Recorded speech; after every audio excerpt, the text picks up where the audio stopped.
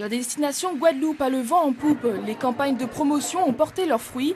En ce moment, 5 gros porteurs atterrissent chaque jour à Pôle Caraïbes. Juillet-août, les grandes vacances. On est loin de la haute saison, pourtant à cette période de l'année, les avions sont bondés.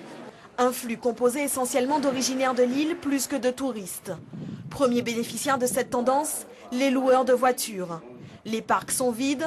En un mois, c'est plus de 12% du chiffre d'affaires annuel qui est enregistré. Une moyenne de 450 voitures, je parle de véhicules particuliers, de véhicules de prestige, environ 450 voitures qui sont actuellement toutes sur la route. Les loueurs ont la cote, les structures d'hébergement sont prises d'assaut. Plus que les hôtels, à cette période, ce sont les gîtes ruraux qui remportent tous les suffrages. Illustration avec cet établissement situé à 150 mètres de la plage. Appartements équipés, piscine collective, le tout pour environ 300 € la semaine. Les gîtes ont la cote parce que déjà les gens sont plus près de la population, puisque on a la chance d'être avec eux, donc de partager des moments avec eux. Donc je pense que ça c'est une des raisons.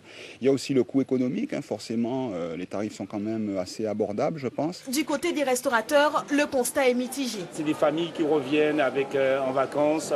Dans la famille, ils vont venir une fois, de temps en temps le soir, un petit peu le midi, mais ils ne vont pas tous les jours au restaurant. Les vacances scolaires constituent un premier test, une première étape avant la haute saison. Car dès le mois de novembre, c'est toute la filière tourisme qui se mettra réellement en ordre de bataille.